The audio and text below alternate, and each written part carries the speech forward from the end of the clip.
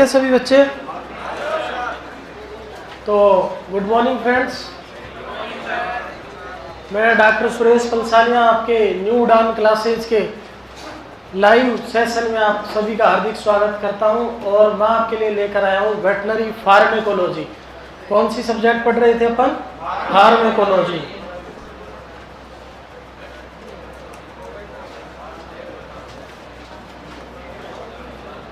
Pharmacology जो अपना कल का टर्म था उसमें अपन ने जनरल डेफिनेशन देखी थी, जिसके अंदर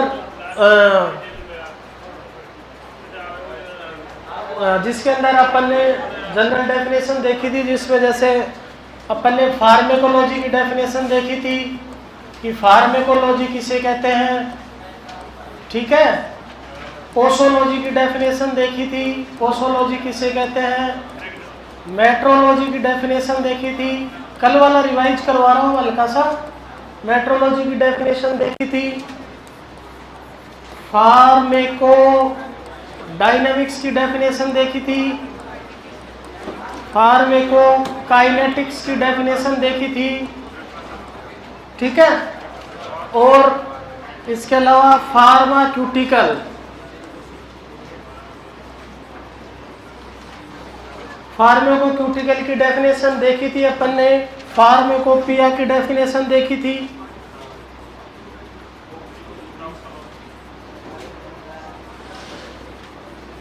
ये इतनी सारी जो नॉर्मल डेफिनेशन थी वो देखी थी। कीमोथेरेपी की डेफिनेशन देखी थी।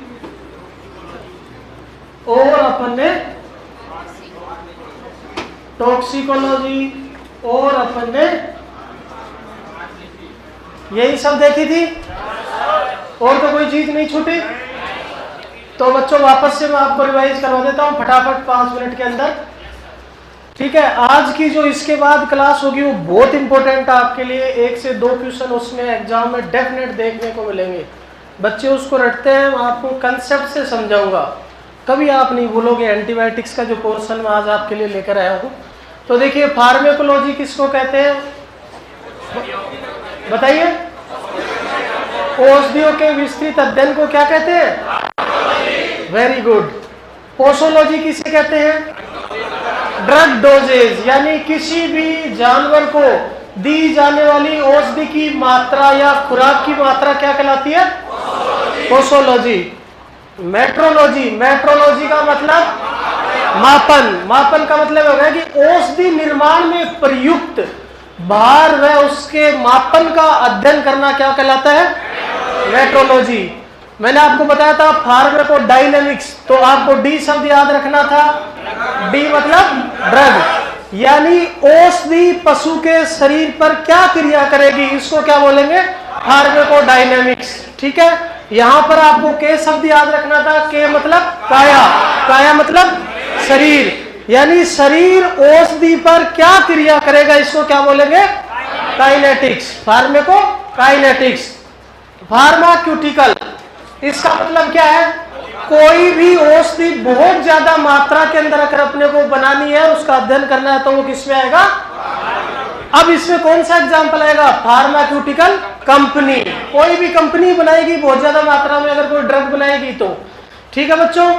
फार्मेकोपिया, standard publication official publication of standard drug, यानी किसी भी औषधि का मानकीकरण, किसी भी औषधि का, या ऐसी किताबें या ऐसी बुक्स जो किसी भी औषधि के बारे में संपूर्ण जानकारी रखती है, ऐसी अधिकृत किताबें, वो किसमें आती है? फार्मेकोपिया। यानी एक ऐसी बुक होती है जिसमें औषधि के बारे में सब कुछ दिया होता है कि ये औषधि किस ग्रुप की है, किस डिजीज के अंदर अपने को काम में लेनी चाहिए, इसके क्या साइड इफेक्ट होते हैं, इसकी क्या डोज रेट होती है। ये किसमें पढ़ते हैं अपन? फार्मेकोपिया में। इसके 2 स्टैंडर्ड थे अपने, एक इंडियन फार्मेकोपिया और एक दूसरा, बोलते रहा करो। नाश्ता तो करके आए हो ना? ठीक है, वेरी गुड। आज मंगलवार है तो फास्ट रख लो, ठीक है। अब नेक्स्ट देखिए, कीमोथेरेपी। अब मैंने आपको बताया था कीमो का मतलब केमिकल या रसायन, और थेरेपी का मतलब उपचार, यानी पशु शरीर के कोई भी जैविक कारक जो पशु में रोग उत्पन्न करते हैं, जैसे बैक्टीरिया, जीवाणु, वायरस, फंजाई, प्रोटोजोआ, पैरासाइट, जो भी इन रोगों के कारकों को नष्ट करने के लिए या उनकी संख्या में वृद्धि को कम करने के लिए प्रयुक्त की जाने वाली औषधि या दी जाने वाली औषधियों का अध्ययन किसमें करेंगे अपन? कीमोथेरेपी के अंदर करेंगे। टॉक्सिकोलॉजी मैंने बताया था, टॉक्सिन मतलब वैसिला पदार्थ। तो किसी भी औषधि का या किसी भी रसायन का या किसी भी पदार्थ का प्रतिकूल प्रभाव या उसकी विषाक्तता का अध्ययन करना क्या कहलाता है? Veterinary toxicology. क्या कहलाता है बच्चों? टॉक्सिकोलॉजी। अब आगे चले, आज फार्मेसी रह गया। फार्मेसी में मैंने आपको बताया था, किसी भी फार्मेसी का मतलब दवाई को बनाना, उसका स्टैंडर्ड फिक्स करना, मानकीकरण फिक्स करना और उसको वितरित करना, डिस्पेंडिंग करना या डिस्पैचिंग करना। ठीक है, तो ऐसी शाखा जिसके अंदर किसी भी औषधि का निर्माण यानी कंपाउंडिंग, उसका मानकीकरण यानी एक फिक्स मात्रा में तो लेंगे, जो भी स्टैंडर्ड फिक्स किए हैं अपने, तो स्टैंडर्डाइजेशन और उसकी वितरण करना यानी डिस्पैचिंग करना, इन तीनों का अध्ययन अपन किस में करते हैं? फार्मेसी के अंदर करते हैं। अरे आई बात समझ में? आज जैसे तुमने जवाब दिया, कल पढ़ाया, उससे मुझे लग रहा है तुम पढ़ रहे हो। ऐसे जवाब देते जाओ, फिर देखो अपन कैसे बढ़ते हैं आगे। हैं? Very good.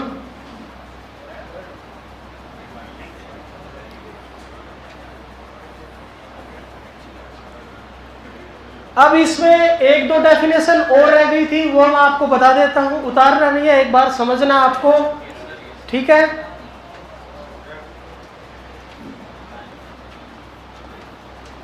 फार्मेकोमेट्रिक्स। क्या है? फार्मेकोमेट्रिक्स। ठीक है, उतारना नहीं है एक बार बच्चों।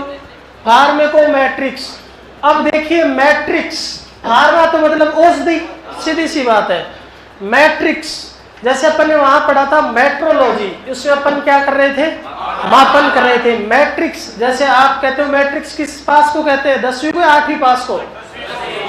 ठीक है, अपन कहते हैं ना 10+2, इसका मतलब 12वीं पास हो गई। ठीक है, तो ये उसका क्या हो गया? गुण हो गया। उसका गुण हो गया कि नहीं? आपकी योग्यता हो गई कि आप 12th पास हो। ठीक है, तो मैट्रिक्स का मतलब यह हो गया कि किसी भी औषधि की क्रिया का जो एक्टिविटी है, उसकी जो क्रियाएं हैं, उसका गुणात्मक एवं मात्रात्मक अध्ययन करना, यानी किसी भी औषधि के क्या गुण होते हैं। जैसे अपन ग्राम नेगेटिव बैक्टीरिया के लिए अगर कौन सी एंटीबायोटिक यूज करेंगे तो ये इसका गुण हो गया। जैसे मास्टाइटिस के अंदर अपन ग्राम पॉजिटिव बैक्टीरिया की ड्रग ऑफ चॉइस देते हैं, जैसे मान लो सेप्ट्राइजिन टैजोवेक्टम दिया या सेप्टिजोक्सिन दिया, तो ये अपने को पता है ना, ये इसका गुण है ग्राम पॉजिटिव और ये इसकी ड्रग ऑफ चॉइस है पेनिसिलिन या सिफलोस्पोरिन। ठीक है, तो ये हो गया उसका गुण। अब कितनी मात्रा में देना है, ये उसका कैरेक्टर, कितनी मात्रा में देना, इन दोनों का सम्मिलित अध्ययन क्या कहलाता है? फार्मेकोमेट्रिक्स। तो मैं लिख रहा हूं, देखो जो मैं आपको यहां समझा रहा हूं उसी से डेफिनेशन बनाएंगे अपन। ठीक है, तो आप देखना एक बार।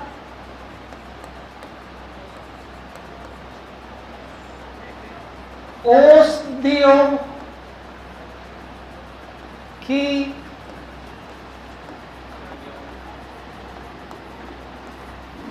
क्रियाओं का मात्रात्मक एवं क्या गुणात्मक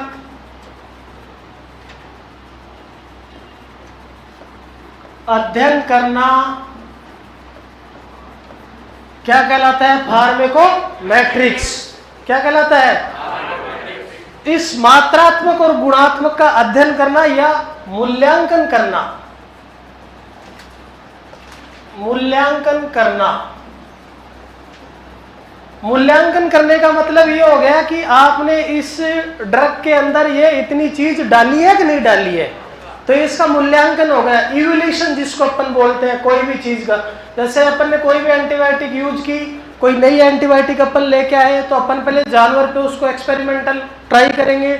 अपन ने 10-15 जानवरों में ऐसी ऐसी डिजीज पे दिया, उसका रेस्पॉन्स मिल गया, तो ये इवोल्यूशन हो गया, उसका मूल्यांकन हो गया कि वास्तव में ये जो मैं दवाई लगा रहा हूँ ये मैं बिल्कुल सही लगा रहा हूँ इस रोग के अंदर। ठीक है, अगर इंग्लिश में बोले इसको तो ऐसे बोल सकते हैं, qualitative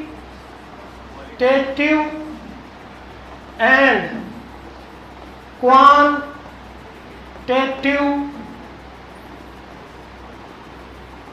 evolution of drug activity. इसका मतलब एक ही हो गया, यानी गुणात्मक व मात्रात्मक औषधि की क्रिया का गुणात्मक व मात्रात्मक मूल्यांकन करना क्या कहलाता है? फार्मेकोमेट्रिक्स। उतारे मत, ओ भैया उतार मत, सब कुछ लिखा होगा, कुछ चीज नहीं छोड़ेंगे। अपने पास नोट्स पड़े हैं। कुछ बच्चे तो क्या है, जैसे ही ऊपर से आते हैं कुछ बच्चे छूट जाते हैं, नोट्स के लिख नहीं पाए, 4-5 लठ लेके तैयार रहते हैं यहाँ पे। हाँ तूने हमारे को कल नहीं लिखवाया, 2 चीज छूट गई, ऐसे मत रहो, पूरा लिखवाऊंगा आपको। ठीक है, सब कुछ लिखना आराम से, धीरे धीरे किताब में दिया, अपने को समझना है सबसे ज्यादा। अब देखिए नेक्स्ट आती है डेफिनेशन, फार्मेकोग्नोसी। फार्मेकोग्नोसी तो study of the sources of drug, यानी औषधियों के स्रोतों का अध्ययन करना क्या कहलाता है? फार्मेकोग्नोसी। क्या कहलाता है भाई? फार्मेकोग्नोसी। तो औषधियों के स्रोतों का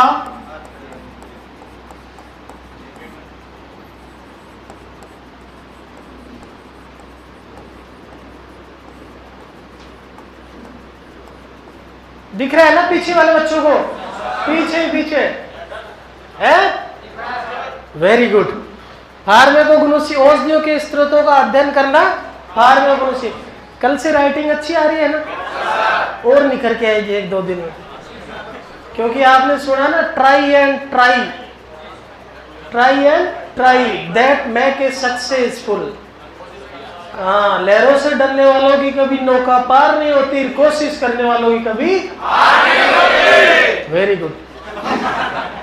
औषधियों के स्रोतों का अध्ययन करना क्या कहलाता है? फार्मेकोग्नोसी। अब इसमें अपन कुछ एग्जाम्पल देख लेते हैं, रटना नहीं है अपने को, जैसे मैं आपको कुछ ही लिखाऊंगा, हालांकि एग्जाम में कोई नहीं पूछता, फिर भी देख लेते हैं। ठीक है, जैसे सबसे पहले अपन बात करें पेनिसिलिन की। किसकी बात करें? पेनिसिलिन की। ये किससे प्राप्त होती है अपने को? पेनिसिलिन क्राइसोजेनम या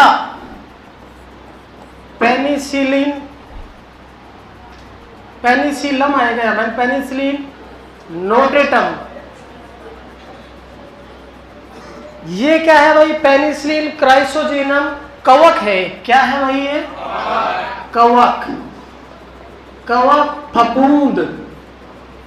जैसे अपनी जिंदगी में भी कई फफूंदे आती हैं, अपन उनको इग्नोर करते हैं, आगे बढ़ते हैं। ठीक है, पेनिसिलिन क्राइसोजेनम, इसकी हिंदी भी लिख देता हूं मैं, कुछ बच्चे मेरी तरफ देख रहे हैं, मैं समझ रहा हूं। क्राइसोजेनम क्या आएगा? क्राइसोजेनम। ठीक है, ये तो पेनिसिलिन याद है। ये नोटेटम क्या है? नोटेटम। ये भी लिख देता हूं, आपकी स्वास्थ्य के लिए सही रहेगा। अब देखिए बच्चों, पेनिसिलिन नोटेटम। अब इसमें याद कुछ नहीं करना है, क्या है? पेनिसिलिन। आगे भी क्या है? पेनिसिलिन ही आया। ठीक है, स्ट्रेप्टोमाइसिन क्या है? स्ट्रेप्टोमाइसिन। अब देखो, स्ट्रेप्टोमाइसिन ये प्राप्त होती है स्ट्रेप्टोमाइसिस किससे? ग्रेसियस से। ग्रेसियस। ये थोड़ा सा समझ में नहीं आया होगा आपको, हिंदी में लिख देता हूं, ग्रेसियस। अब तो खुश हो? हाँ। स्ट्रेप्टोमाइसिन किससे प्राप्त होती है? स्ट्रेप्टोमाइसिस ग्रेसियस से प्राप्त होती है, ठीक है। जेंटामाइसिन, आपको एक बात बताऊं, मेरे एक्सपीरियंस के आधार पे, मेरी प्रैक्टिस के आधार पे सबसे अच्छी एंटीबायोटिक यही है, जेंटा और ऑक्सी। कुछ भी आपको समझ में नहीं आया ना, ये लगा देना। बस इस एक एंटीबायोटिक की एक ही ऐसी कमी है जो थोड़ा सा अपने को परेशान करती है, वो ये है कि इसकी जो हाफ लाइफ है वो 8 ही घंटे की है। यानी अगर आप किसी भी एनिमल में जेंटामाइसिन लगा रहे हो, बहुत अच्छी ड्रग है ये, तो उसमें आपको रिपीट करनी पड़ेगी, यानी सुबह शाम देनी पड़ेगी, और वो अपने लिए पॉसिबल होता नहीं। अकेला जेंटामाइसिन लगाने अपन जा नहीं सकते, तो साथ में एविल या कुछ ऐसे ही झूठ बोल देते हैं, ये ठंड का टीका और लगा दिया और 200 रुपये और ले लेते हैं, ठीक है।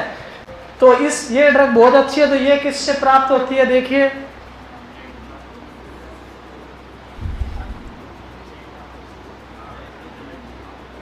माइक्रो मोनो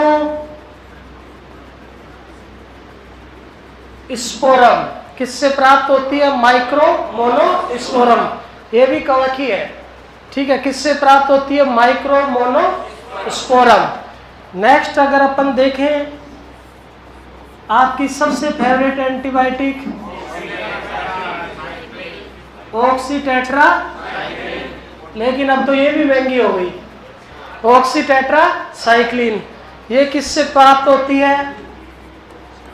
स्ट्रेप्टोमाइसीज नीमोसस, नीमोसस, ठीक है, नीमोसस। किससे प्राप्त होती है? स्ट्रेप्टोमाइसिन नीमोसस से। किससे प्राप्त होती है बच्चों? नीमोसस से प्राप्त होती है। एक बार उतारना नहीं है, ये कंप्लीट करा दूं फिर उतारना है, ठीक है। नेक्स्ट स्लाइड के अंदर चलते हैं अपन। इस बार काला लेते हैं। काला हुआ तो क्या हुआ? दिल वाला है? क्या कह रहा? दिखेगी, दिखेगी, ब्लैक नहीं दिखेगा। चलो रेड ले लेते हैं, ठीक है। आप देखिए इधर, अपन ने कौन कौन सी 3 चीज करवा दी। अपन ने पेनिसिलिन का करवा दिया, स्ट्रेप्टोमाइसिन का करवा दिया, जेंटा का करवा दिया, ऑक्सी का करवा दिया। अब नेक्स्ट अपन देखते हैं एट्रोपिन।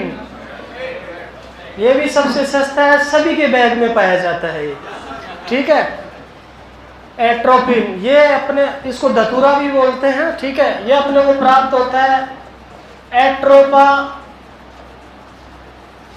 बेलाडोना। किससे प्राप्त होता है? एट्रोपा बेलाडोना से।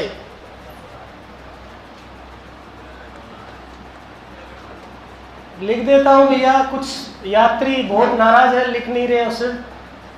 बेलाडोना,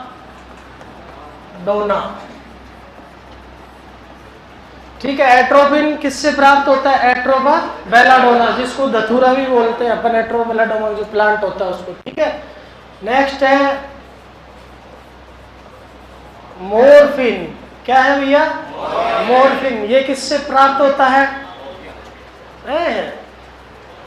मोरफिन बताइए किससे प्राप्त होता है? हैं? अरे आप तो इसकी हिंदी बता रहे हो, बताइए, बोलिए बोलिए, कोई भी है तो है। ओपियम तो ये ओपिएट्स हो गया, ठीक है। ये प्राप्त होता है पेपेवर सेमेनीफेरस। किससे प्राप्त होता है? पेपेवर सेमेनीफेरस से। किससे प्राप्त होता है?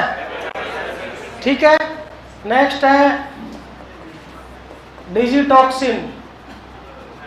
हाँ, अब तो मैं होशियार हो गया। डिजिटॉक्सिन ये किससे प्राप्त होता है? डिजिटैलिस से।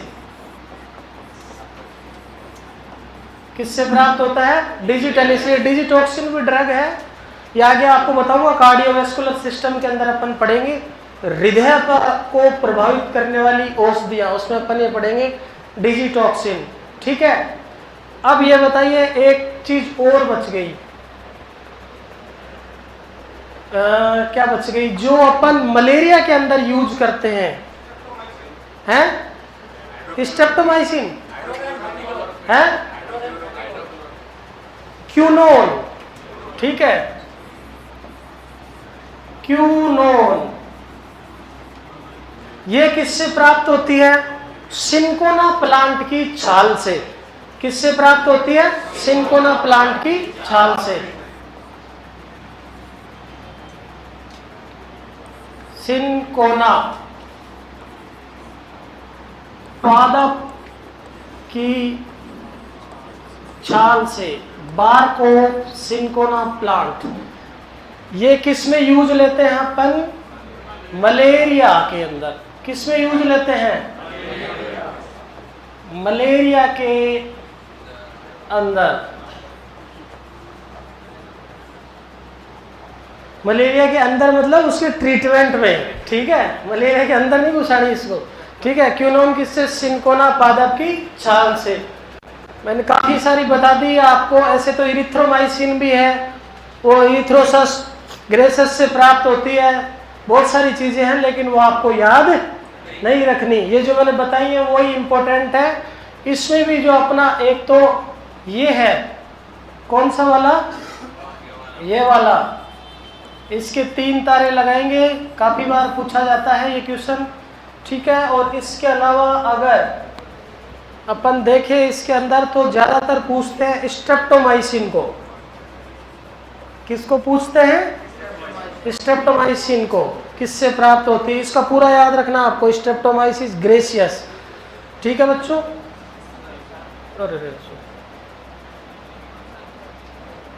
ये आ गया। ठीक है, क्यूनोन। अब इसके बाद में अपन जो नेक्स्ट पढ़ेंगे डेफिनेशन, वो अपनी आती है, ये दिख रहा है ना कलर? नेक्स्ट डेफिनेशन अपन पढ़ेंगे फार्मेकोथेरेपेटिक। फार्मेकोथेरेपेटिक। अब देखिए बच्चों, फार्मेकोथेरेपेटिक का मतलब हो गया, फार्मेको का मतलब तो सीधा सीधा औषधि, और थेरेपेटिक का मतलब क्या हो गया? उपचार। कोई भी थेरेपी देके उपचार करना।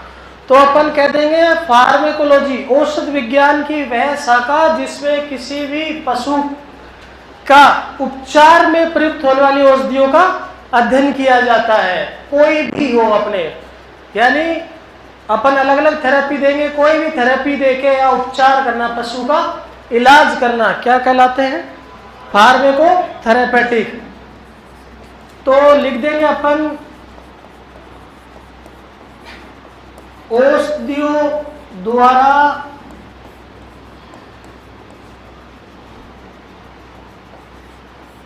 रोगी पशु का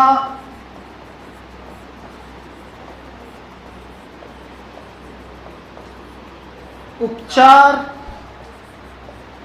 या रोकथाम करना।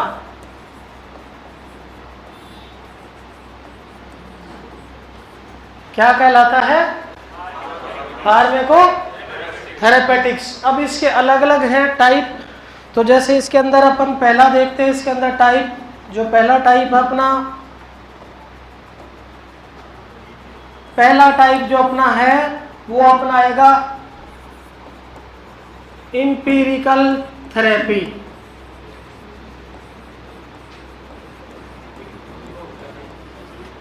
क्या हो गया? समझ में नहीं आ रहा है? अरे बोलो। हाँ, बोलते रहा करो, ऊँगा मत करो क्लास में। एम्पिरिकल थेरेपी, बताइए एम्पिरिकल थेरेपी क्या कहलाती है? अनुभव के आधार पर। कोई भी पशु चिकित्सक है, उसके लंबे समय के अनुभव के आधार पर पशु को उपचार देना या कोई भी थेरेपी देना। कोई भी पशु चिकित्सक का लंबे समय के अनुभव के आधार पर क्या देना, पर उसको उपचार देना। मोबाइल मत चला भाई, कोई मोबाइल नहीं चलाएगा मेरी क्लास के अंदर, बस सीधा इधर ध्यान होना चाहिए। लाइव चल रही है आपकी क्लास, ठीक है, काफी बच्चे देख रहे हैं इसको। तो देखिए एम्पेरिकल, तो मैं आपको लिख दूंगा पशु चिकित्सक। पशु चिकित्सक, पशु चिकित्सक के लंबे अनुभव के एलएस से रजिस्टर्ड नहीं होता ना, हालांकि बैकबोन ऑफ द पशुपालन तो क्या है, एलएस ही है। सरकार तुम्हारी सुनती है, हमारी तो सुनती ही नहीं। पशु चिकित्सक के लंबे अनुभव के अनुसार, पशु चिकित्सक के लंबे अनुभव के अनुसार उपचार देना। किस में आएगा भाई, एम्पेरिकल थेरेपी में आएगा। किस में आएगा भाई, एम्पेरिकल थेरेपी के अंदर आएगा। ठीक है, समझ गए एम्पेरिकल थेरेपी। एक बार और बताऊंगा, फिर आपको लिखना है, तो उससे आपको 3 बार कोई चीज जाएगी तो याद हो जाएगी। ठीक है,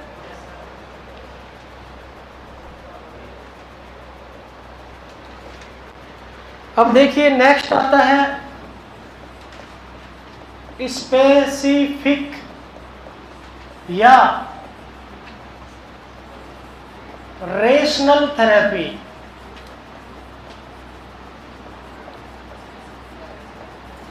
अब देखिए नाम में ही पता है, स्पेसिफिक का मतलब विशेष। किसी लिख मत, किसी पशु का काहे की जल्दी हो रही है यार।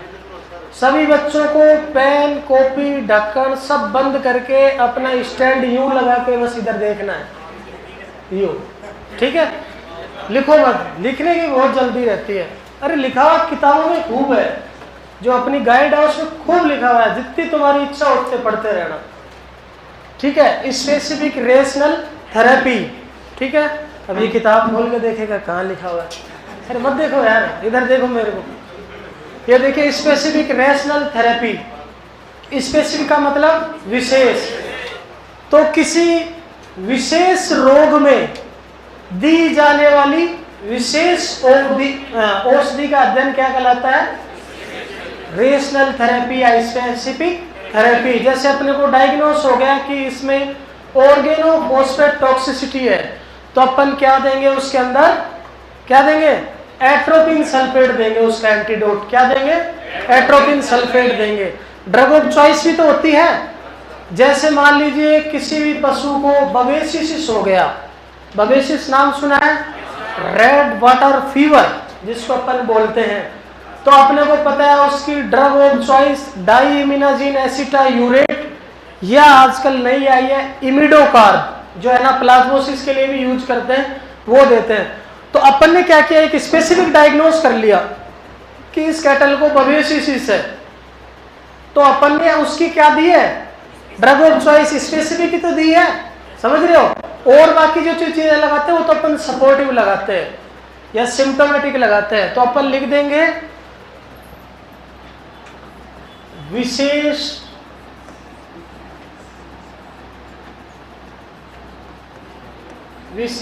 बीमारी में पशु को विशेष औषधि या ड्रग ऑफ चॉइस देके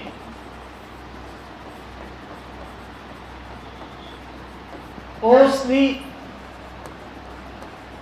देकर उपचार करना क्या कहलाता है, स्पेसिफिक थेरेपी। क्या कहलाता है, स्पेसिफिक थेरेपी कहलाता है। नेक्स्ट अगर अपन देखते हैं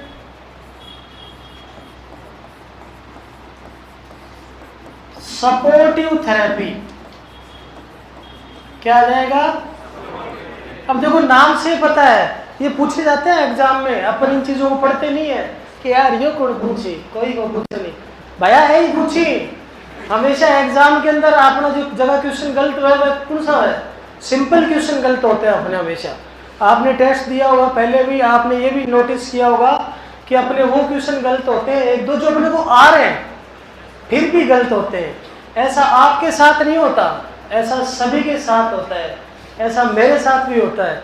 क्यों? क्योंकि और कॉन्फिडेंस में अपन 4 ऑप्शन पढ़ते ही नहीं। अच्छा स्पेसिफिक थ्योरम, ये चौथा ऑप्शन तो पढ़ा ही नहीं कि क्या पूछा है। ठीक है, तो ये छोटी छोटी चीजें हैं जो आपको अपने माइंड में रखनी है। सपोर्टिव थेरेपी, जैसे सपोर्टिव थेरेपी का मतलब क्या हो गया? किसी भी रोग में उसकी मुख्य औषधि के साथ अन्य औषधियां देना जो उसमें प्रतिरोधक क्षमता को बढ़ाएंगी या उस रोग से लड़ने की क्षमता को बढ़ाएंगी, उसको क्या बोलते हैं? सपोर्टिव थेरेपी बोलते हैं। क्या बोलते हैं? सपोर्टिव थेरेपी बोलते हैं। तो मैं लिख रहा हूं, किसी भी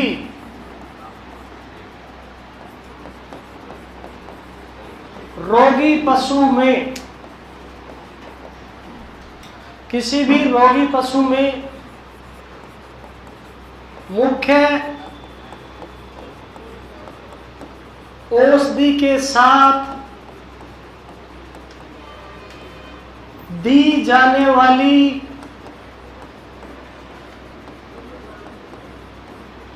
अन्य औषधियां,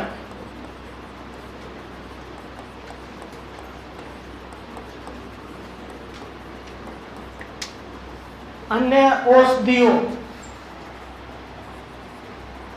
के साथ उपचार करना, के साथ उपचार करना। अगर आपको पता चल गया कि इस कैटल के अंदर बवेसियसिस है, क्या आप उसमें डाइमिनाजिन एस्टाइरेट का इंजेक्शन लगा के आ जाओगे क्या? और भी 2-3 लगाओगे। हालांकि ड्रग ऑफ चॉइस तो डाइमिनाजिन एस्टाइरेट है। जो उसमें फीवर आया है, जो ब्लड इन यूरिन जो उसका सिम्टम है, वो किसकी वजह से है? बवेसियसिस की वजह से। लेकिन फिर भी अपन एक इंजेक्शन नहीं लगाते। अगर फीवर है तो अपन एनाल्जेसिक भी देते हैं, उसको एंटीपायरेटिक ड्रग भी देते हैं। साथ में अपन कोई सेकेंडरी बैक्टीरियल इन्फेक्शन नहीं हो इसलिए एंटीबायोटिक भी देते हैं, ब्रॉड स्पेक्ट्रम एंटीबायोटिक देते हैं, जैसे ऑक्सी दे दी। ठीक है, और साथ में अपन हीमोस्टैटिक ड्रग भी देते हैं जो ब्लड को रोके, जैसे क्रोम दे दिया, ट्रैक्सनेमिक एसिड दे दिया, इथाइमसिलेट दे दिया। देते हैं कि नहीं देते हैं? क्योंकि ये अपने को भी पता है कि अगर डाइमिनाजिन अकेला इंजेक्शन लगा के अपन निकल गए तो अपने को पशुपालक पैसे नहीं देगा। इसलिए अपन जानबूझ के 2 एविल लगाते हैं साथ में, एविल और एक बी कॉम्प्लेक्स और लगा देते हैं साथ के अंदर। तो आपको समझ में आ गई। अब इसका एग्जाम्पल बताता हूं मैं। जैसे इसका एग्जाम्पल है, जैसे डॉग में पार्वो वायरस इन्फेक्शन। ये जो अन्य औषधियां हैं, इस अन्य औषधियों का मतलब है फ्लूइड थेरेपी देना। क्या देना? फ्लूइड थेरेपी देना। जैसे पार्वो वायरस इन्फेक्शन है डॉग के अंदर, तो अपने को पता है कि पार्वो वायरस इन्फेक्शन है तो ये वायरल डिजीज है। तो अपन इसका जो भी इलाज करेंगे वो सिम्टोमेटिक करेंगे।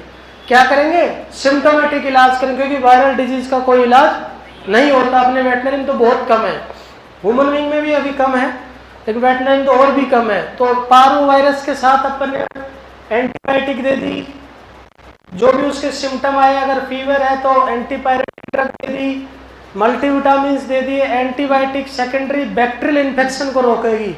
अगर आप में कोई रोग हो गया और आप इलाज ही नहीं करवा रहे हो, आज तो आपकी उल्टी आई थी, अगले दिन डायरिया भी चालू हो जाएगा, हो सकता है फिर भी आपने इलाज नहीं करा, अगले दिन और फीवर आ जाए, तो एक के साथ अन्य रोग आएंगे कि नहीं आएंगे? तो वो जरूरी नहीं है वायरस से ही हो, वो बैक्टीरियल इन्फेक्शन से भी हो सकते हैं। तो सेकेंडरी बैक्टीरियल इन्फेक्शन को रोकने के लिए अपन ने एंटीबायोटिक दे दी, ठीक है, और एंटीपायरेटिक ड्रग दे दी, मल्टीविटामिन थेरेपी दे दी। अब इसके साथ अगर अपन कोई भी फ्लूइड देंगे, जैसे डीएनएस दे दिया या आरएल दे दिया, ठीक है, तो ये क्या करेंगे, इस कुत्ते को उस रोग से लड़ने की शक्ति प्रदान करेंगे। फ्लूइड थेरेपी अगर अपन देंगे तो उसमें हल्की सी ताकत आएगी। अगर अपन ने डायरिया हो गया, अपन ने टेबलेट ली, नहीं ठीक हुआ, लेकिन सपोर्टिव में अपन जैसे केले खाते हैं या दही पीना चाहिए, या अपन ने ड्रिप लगवा ली तो अपने को काफी आराम आता है। तो सपोर्टिव का मतलब समझ गए, मुख्य औषधि के साथ अन्य औषधि देना, जैसे फ्लूइड थेरेपी देना, क्या कहलाता है, सपोर्टिव थेरेपी। अरे क्या कहलाता है, सपोर्टिव थेरेपी कहलाता है। ठीक है, अब नेक्स्ट पढ़ते हैं, पैलिएटिव थेरेपी। मुझे पता है इसकी लिखनी पड़ेगी,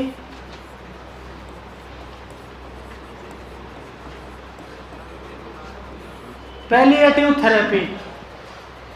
पैलिएटिव थेरेपी, देखिए जो भी बच्चा अगर यहाँ क्लास में ध्यान से पढ़ रहा है, जैसे कल तुमने ध्यान से पढ़ा तो बच्चा वही बोल रहा है जिसने पढ़ा है, तो घर पे इसको रिवाइज करने में आपको टाइम नहीं लगेगा। अरे पढ़ना तो अपने को ही है सब कुछ, ठीक है, साइंस बायोलॉजी पढ़ना ही पड़ेगा, याद ही करना पड़ेगा, लेकिन क्लास का इतना ही फर्क पड़ता है कि अगर आपकी प्रेजेंस ऑफ माइंड है तो आपको यही याद हो जाए, उस चीज को समझ लो तो आप उसमें कंफ्यूज नहीं हो। रटना नहीं है, ऐसा का वैसा का, इसमें रट रहे तो इधर ऐसा का, हाँ तो बता, कुछ नहीं होता उससे। ठीक है, पैलिएटिव थेरेपी। अब देखिए, जैसे कोई भी रोग है, कोई भी रोग है, उसका पूर्व करने को अनुमान लग गया या कि इसका इलाज संभव नहीं है, इसका इलाज संभव नहीं है और इस पशु की मौत होना भी निश्चित है, तो उसके लिए, उस पशु की उम्र बढ़ाने के लिए जो अपन साथ में थेरेपी देते हैं वो क्या कहलाती है, पैलिएटिव थेरेपी कहलाती है। कैंसर का कोई इलाज है, अपने में भी नहीं है तो जानवरों में भी नहीं है, लेकिन फिर भी अगर मान लीजिए बिनाइन ट्यूमर, मैलिग्नेंट ट्यूमर दो होती है, मैलिग्नेंट ट्यूमर ज्यादा हार्मफुल होती है, तो फिर भी अपन उसमें कीमोथेरेपी करवाते हैं। आज भी हम करवाते हैं कि नहीं करवाते हैं, लेकिन अंत और पंत लास्ट के अंदर पेशेंट की क्या होती है, डेथ होती है। ठीक है, तो इसका मतलब इस रोग का इलाज संभव नहीं है। ठीक है, तो अपन लिख सकते हैं इसके अंदर, क्या लिख सकते हैं बताओ, पैलिएटिव थेरेपी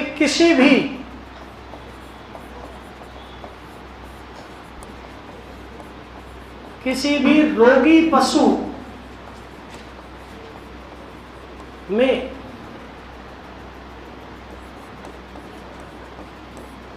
रोग का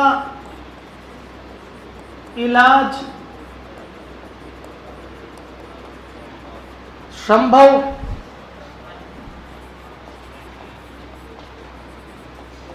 नहीं होता है,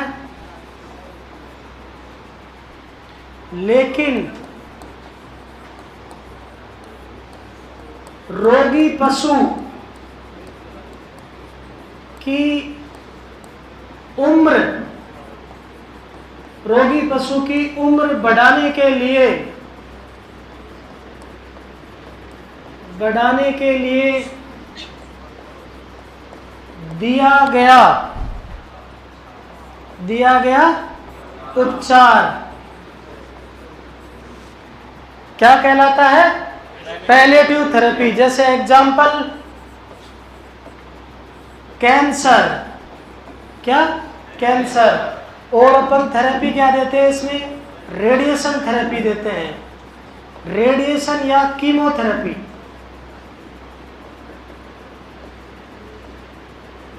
क्या देते हैं, रेडिएशन थेरेपी या कीमोथेरेपी देते हैं। ठीक है, तो ये हो गया अपना पैलिएटिव थेरेपी। अब उतारोगे, अब एक मिनट नहीं, आगे चलते, चलो इसको कंप्लीट करा देते हैं, फिर एक साथ उतार लेना। ठीक है, पैलिएटिव थेरेपी समझ में आ गई। इंपेरिकल थेरेपी का मतलब तो क्या हुआ, पशु चिकित्सक की अनुभव के आधार पर किसी पशु का उपचार करना। स्पेसिफिक या रेशनल थेरेपी क्या है, विशेष रोग में विशेष औषधि देकर इलाज करना या उपचार करना। सपोर्टिव थेरेपी क्या है, मुख्य औषधि के साथ अन्य औषधि देना, जैसे फ्लूइड थेरेपी देकर उसका उपचार करना। पैलिएटिव थेरेपी क्या है, जिसका अपने को पहले से अनुमान हो कि इसका इलाज संभव नहीं है, इसमें पशु की मौत संभव है, पूरी तरह से, लेकिन फिर भी उस पशु की उम्र बढ़ाने के लिए जो अपन थेरेपी देते हैं उसको क्या कहते हैं, पैलिएटिव थेरेपी। जैसे कैंसर, ठीक है, तो कैंसर के अंदर जैसे अपन कीमोथेरेपी देते हैं, रेडिएशन थेरेपी देते हैं, उससे पेशेंट ठीक नहीं होता लेकिन कुछ समय के लिए जी जाता है, ठीक है। अब नेक्स्ट देखिए क्या हुआ, तो ऐसे ही गर्दन करके बैठिए, नाक नहीं आई, आई फिर क्लास में ध्यान दो। सुबह उठ के आते हो तो आराम से 1-2 चाय पी के आया करो, बिल्कुल फ्रेश माइंड से आया करो। जो सुबह सुबह पढ़ाई होती है वो कहीं नहीं होती। अब चाय नहीं पीते तो कोई बात नहीं। अब देखिए नेक्स्ट आपको बताता हूं, हीलोथेरेपी। कौन सी थेरेपी? हीलोथेरेपी। भैया हीलो का मतलब होता है सूर्य, सन, ठीक है। तो सूर्य की किरणों के द्वारा किसी पशु का उपचार करना क्या कहलाता है? हीलोथेरेपी। तो सूर्य की किरणों का उपयोग करके उपचार करना क्या कहलाता है? हीलोथेरेपी। अपने वेटनरी के अंदर बहुत कम यूज होता है, लेकिन ह्यूमन बींग्स के अंदर जैसे ट्यूबरकुलोसिस, क्या बीपी है? हाँ टीबी, मैं सोच रहा हूँ बीपी, ट्यूबरकुलोसिस, टीबी, तो कौन सी नई बात है? शॉर्ट फॉर्म बताइए। मैंने सोचा वो नीचे। ट्यूबरकुलोसिस रोग के अंदर अपन सनलाइट का यूज करके ह्यूमन बीइंग में ये थेरेपी देते हैं। इसको क्या बोलते हैं? हीलोथेरेपी। क्या बोलते हैं? हीलोथेरेपी। अब नेक्स्ट है प्लेसिबो थेरेपी। ये थेरेपी ऐसी है जो अपन सभी लोग करते हैं, ठीक है। यहाँ जितने भी झोला छाप बैठे हैं वो सभी करते हैं प्लेसिबो थेरेपी। पूछिए कैसे? वास्तव में किसी भी पशुपालक का जानवर बीमार नहीं है, लेकिन फिर भी अपन उसका उपचार करते हैं। कुछ ऐसे पशुपालक होते हैं, अगर गाय ने आधा किलो गोबर कम कर दिया तो वो फोन कर देते हैं, डॉक्टर साहब हमारी गाय फोटो को करेंगे, आओ आप जल्दी। समझ रहे हो? या कुछ भी नहीं हुआ, उसने मान लीजिए सुबह वो रूमिनेशन कर रही है, 1-2 घंटे बाद उसने रूमिनेशन बंद कर दी, उसको पता ही नहीं है पशु एक दिन में कितने घंटे तक जुगाली सारता है। वो ऐसे थोड़ा सारे दिन ही सारता रहेगा, और पशु हमेशा जो मस्त जुगाली सारता है वो बैठे बैठे सारता है। कभी भी देख लेना आप, अगर बैठा बैठा कोई भी पशु रूमिनेशन कर रहा है, इट मीन्स उसके कोई प्रॉब्लम नहीं है। क्यों? खड़ा खड़ा तो वो कभी रुक जाता है, बैठा बैठा आराम से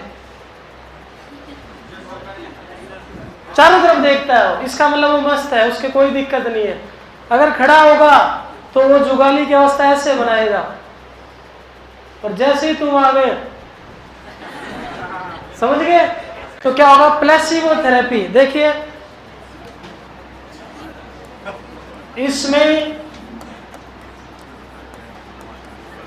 पशु को कोई बीमारी नहीं होती, परंतु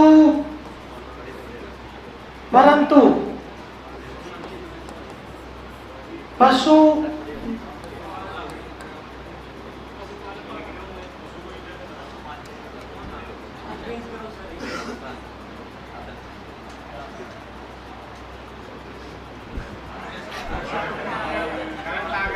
रुको रुको रुको, पशु मालिक की संतुष्टि के लिए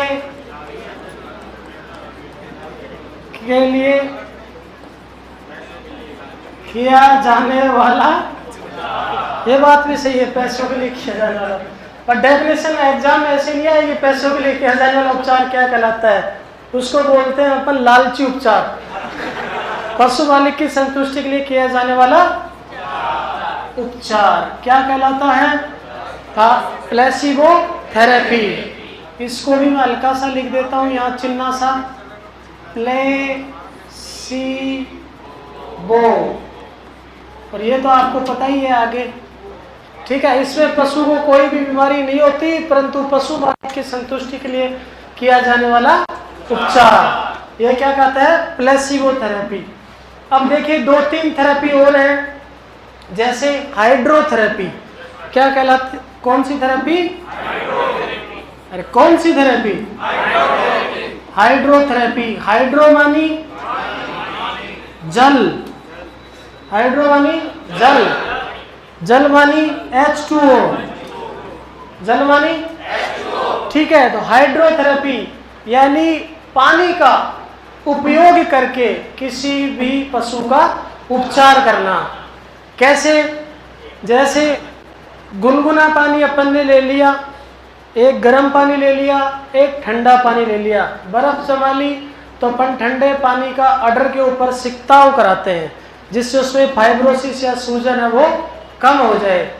तो इसको लिखने की जरूरत नहीं है, इसमें सीधा लिख देंगे पानी की, पानी की, किसकी, पानी की विभिन्न अवस्थाओं, विभिन्न अवस्थाएं कौन सी, गरम, ठंडा, गुनगुना की तो कोई जरूरत ही नहीं है।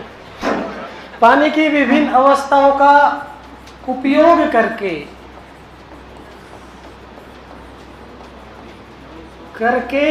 पशु का उपचार करना क्या कहलाता है बच्चों, हाइड्रोथेरेपी। अब ये नाम में लिखा हुआ है, ये आपसे कोई भी नहीं पूछेगा, कोई भी नहीं पूछेगा।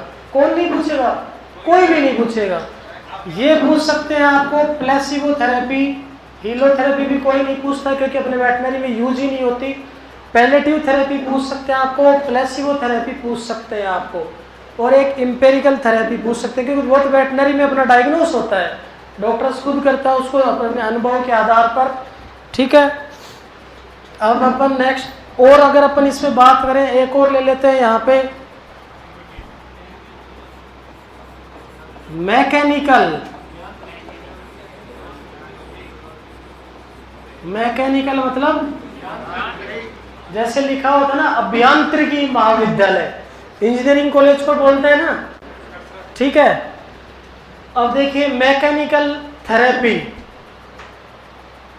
मैकेनिकल थेरेपी का मतलब क्या हो गया, हाथ से या कोई कसरत करा के या कोई व्यायाम करा के या अपने फिंगर्स का प्रेशर देके। आपने ऐसी चीज देखे होंगी कई, जिसमें बहुत से डॉक्टर जो फिजियोथेरेपिस्ट होते हैं वो मालिश करके उस बॉडी पार्ट की एक्टिविटी को सही करते हैं। जैसे कोई फ्रैक्चर हो गया, मूवमेंट नहीं करता पैर वहां से, तो फिजियोथेरेपी करवाते हैं। क्या करवाते हैं, फिजियोथेरेपी।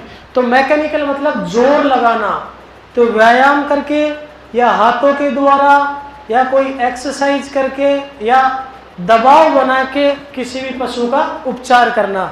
जैसे मान लीजिए कौन सी ऐसी अवस्था है, पशु की कौन मालिश करेगा, खुद को ही कड़ेक हो जाए, पशु की कौन करेगा। लेकिन जैसे कई रोग होते हैं, जैसे मान लीजिए कोई भी गाय डाउनर काउ सिंड्रोम के अंदर चली गई, 2-3 दिन हो गए, तो अपन ये सलाह देते हैं कि आयोडेक्स का पानी या कुछ भी इसकी आप मालिश करें, इस पैर का सिकताव करें, इस पर एक्सरसाइज करवाएं।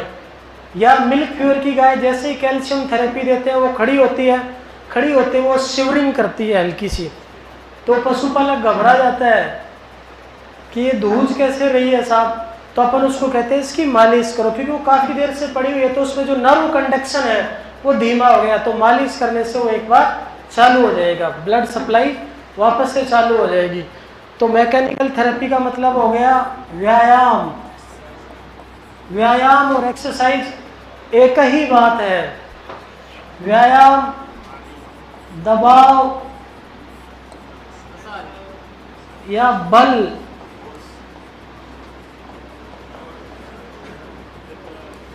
अंगुलियों द्वारा करना क्या कहलाता है? Mechanical therapy. एक आता है साइकोलॉजिकल थेरेपी। साइकोलॉजिकल का मतलब क्या हो गया? मानसिकता। जैसे कोई भी पशु एनिमल होता है, वो मान लीजिए दूध नहीं देता, गाय में विशेषकर प्रॉब्लम आती है, या कुछ भैंसें भी ऐसे होती हैं जो केवल पर्टिकुलर उसी महिला को दूध देंगी और दूसरी महिला को नहीं देंगी, जो उसको दूध दूधती है या जो उसको बंटा चारा करती है। कुछ ऐसे जानवर होते हैं, क्यों होते हैं? किसी और को नहीं देगी, वो उछल जाएगी तुरंत। तो ये क्या है? साइकोलॉजी, जानवर की साइकोलॉजी हो गई कि यही मेरी असली मालकिन है और तो सब मुझे बेवकूफ़ बना रहे हैं, तो उसी से दुआएगी। इसलिए बेचारी लेडीज़ की फंक्शन में भी जाती है तो भी वापस चली जाती है, मेरा भैंस हथियार है, मन तो जानो पड़ सी हो गई। ठीक है, तो ये क्या है? Psychotherapy, psychological therapy. अगर बात करें तो अपन साइकोलॉजिकल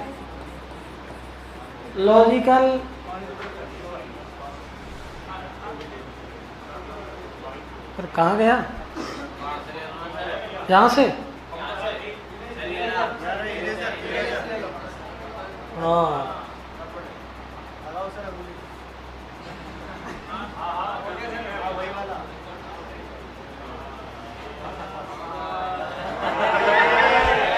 ठीक है। मैकेनिकल थेरेपी, व्यायाम, दबाव, बल व अंगुलियों के द्वारा। तो जो नेक्स्ट अपन लिख रहे हैं यहाँ लिख देता हूँ, थोड़ी सी जगह अच्छी हुई है।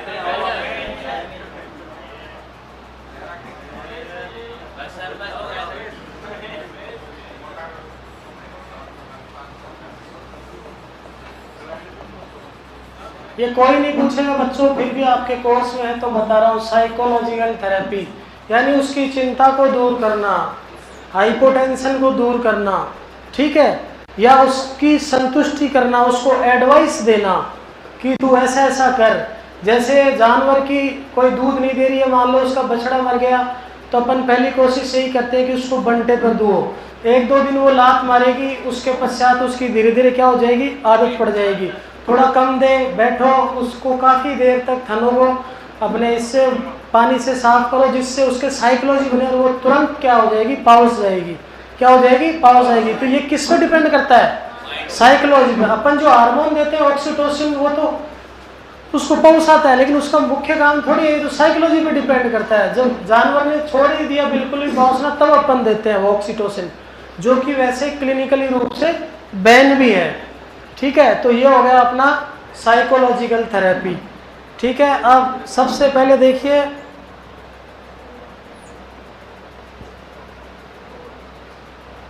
एक अपन ने ऐसे ही नेक्स्ट कर दी थी ना,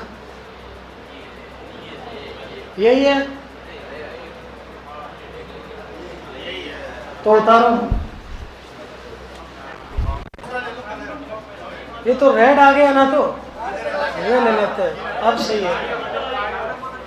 अब देखिए एंटीबायोटिक्स।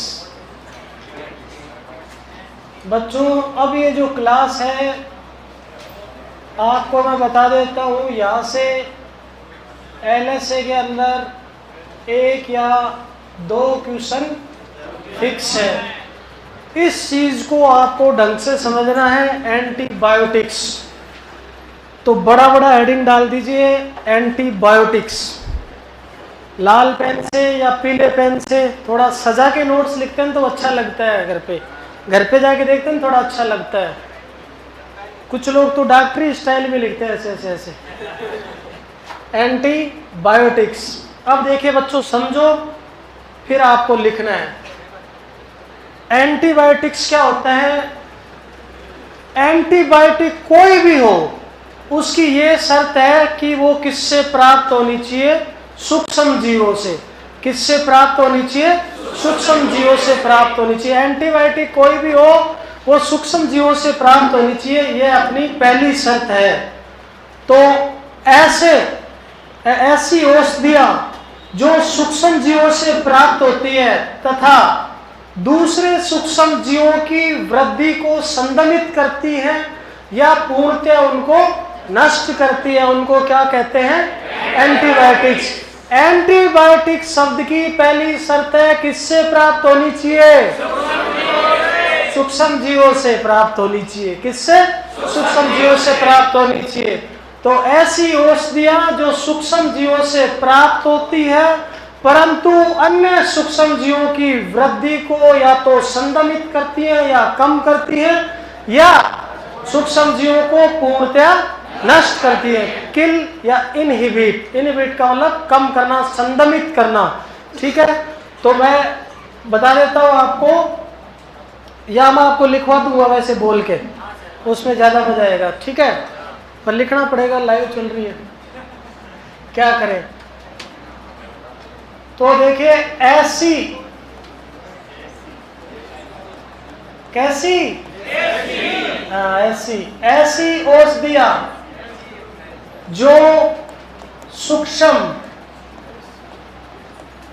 जीवों से प्राप्त होती है, जो सूक्ष्म जीवों से प्राप्त होती है, परंतु अन्य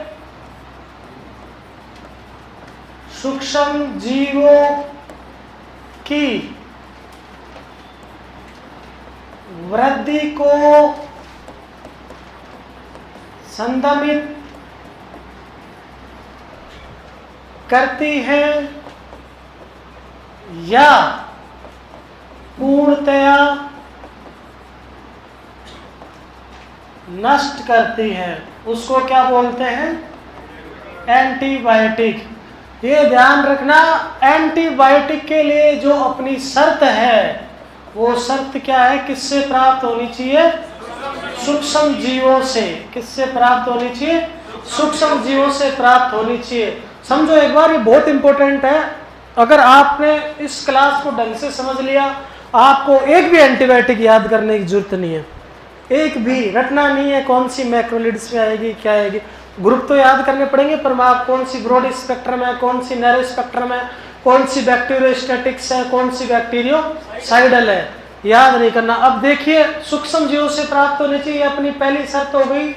जो एंटीबायोटिक जो शब्द था, वो किसने दिया था, नहीं, वोक्समैन ने। किसने दिया था, वोक्समैन ने। किसने दिया था, वोक्समैन ने। और जो प्रथम जो खोजी गई एंटीबायोटिक थी, प्रथम खोजी गई कौन सी थी, पेनिसिलिन थी। कौन सी थी, और ये पेनिसिलिन किसने खोजी थी,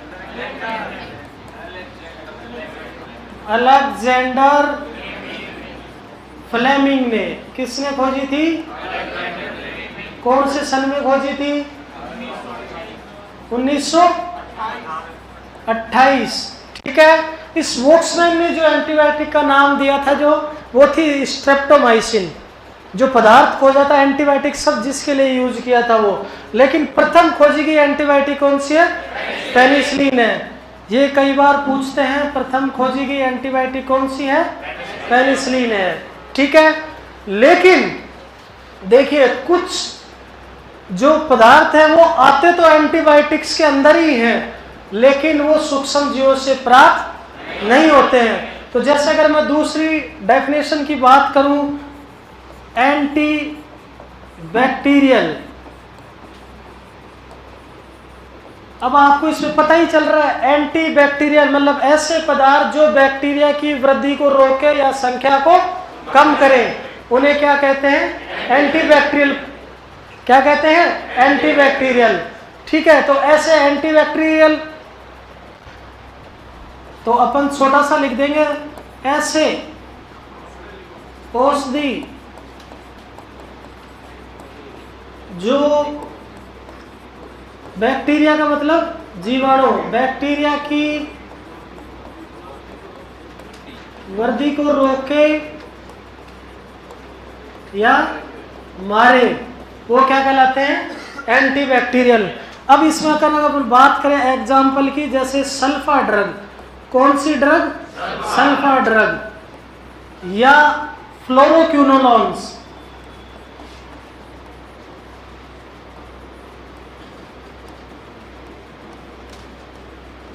ये बच्चों दो ऐसी चीज हैं जो अपन काम तो अपन इनको गिनते तो किसमें है, एंटीबायोटिक्स में ही गिनते हैं, लेकिन ये जो दोनों चीजें हैं, ये जो दोनों चीजें हैं ना भैया, कौन सी, फ्लोरोक्विनोल्स और सल्फा ड्रग, ये दोनों चीजें अपने को सूक्ष्म जीवों से प्राप्त नहीं होती। तो आपको पूछ ले निम्न में से कौन सी एंटीबायोटिक ऐसी है जो सूक्ष्म जीवों से प्राप्त नहीं होती, सल्फा ड्रग। इसमें भी सल्फा को ज्यादा याद रखना, किसको, सल्फा ड्रग को। क्यों, क्योंकि एंटीबायोटिक की पहली शर्त ही अपन ने क्या लिखी है, सूक्ष्म जीवों से प्राप्त होनी चाहिए। भाई सूक्ष्म जीवों से प्राप्त होगी ना, किसी बैक्टीरिया से, माइक्रो ऑर्गेनिज्म से प्राप्त होगी, तभी तो वो एंटीबायोटिक बनेगी, तभी वो शरीर में जाएगी तो उसी सूक्ष्म जीव को मारेगी। ठीक है, इसलिए एंटीबायोटिक शब्द का मतलब ही ये था।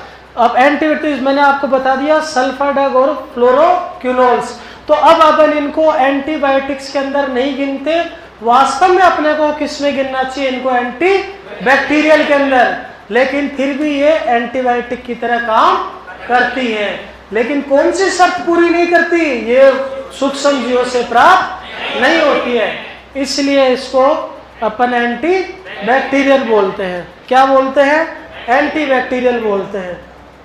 अब देखिए बच्चों, एंटीबायोटिक्स का मतलब मैंने आपको बता दिया क्या होता है, और एंटीबैक्टीरियल का मतलब भी मैंने आपको बता दिया। अब ये एंटीबायोटिक कैसे काम करती हैं, इसके लिए आपको दो चीज याद रखनी पड़ेंगी। उतारना मतलब ढंग से समझना, जैसे बैक्टीरिया,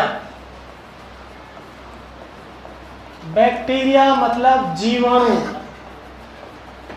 ये जीवाणु आपको याद करने पड़ेंगे कि कौन कौन से जीवाणु ग्राम पॉजिटिव होते हैं, कौन कौन से नेगेटिव, फिर आपको सारी एंटीबायोटिक ढंग से याद हो जाएंगी। तो आपको पता है जो जीवाणु हैं वो दो टाइप के होते हैं, एक तो होता है ग्राम पॉजिटिव, और जो एक होता है वो होता है ग्राम नेगेटिव। ये तो याद होगा बच्चों, मेडिसिन के अंदर पढ़ा भी होगा आपने, ग्राम पॉजिटिव और ग्राम नेगेटिव।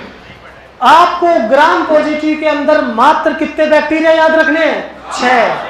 कितने, मैंने इसको छिपा लिया था, कितने रखने हैं, 6। ठीक है, तो जैसे अगर ग्राम पॉजिटिव की बात करें अपन, ध्यान से समझना इस चीज को, तभी आपको आगे समझ में आएगी। ग्राम पॉजिटिव के अंदर अगर हम बात करें तो सबसे पहले बात करेंगे स्ट्रेप्टोमाइसीज,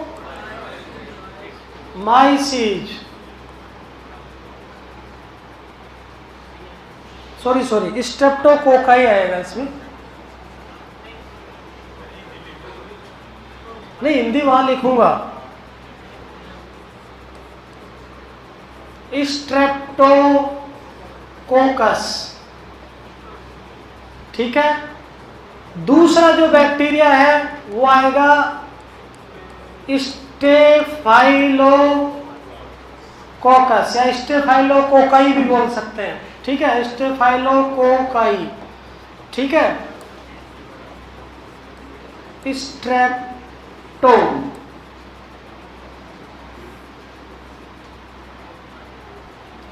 ये उल्टा लिख दिया ना, इसका मतलब ध्यान तो दे रहे हो तुम क्लास में। स्ट्रेप्टो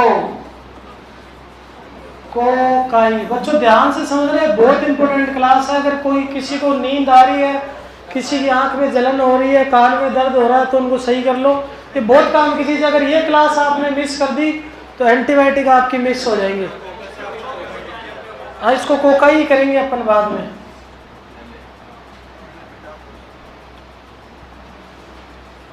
अब ठीक है, स्ट्रेप्टोकोकाई और स्टेफाइलोकोकाई, तो मैं सीधा सा शब्द लिख देता हूं, स्टेफाइलो, आगे का कोकाई तो आप यहां से टीपी लोगे। अब देखिए जो तीसरा बैक्टीरिया है वो है लिस्टेरिया। कौन सा बैक्टीरिया है, लिस्टेरिया। कौन सा बैक्टीरिया है, लिस्टेरिया।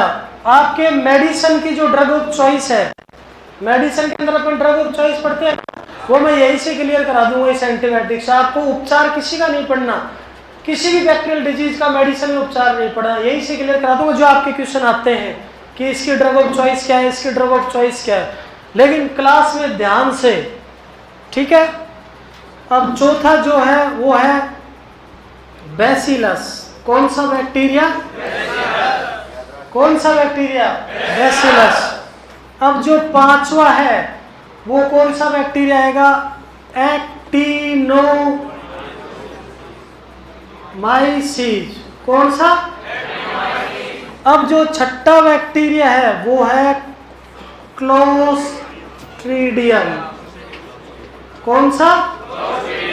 अगर आपने ये 6 बैक्टीरिया याद कर लिए तो बाकी बचे जो भी होंगे वो कौन से होंगे?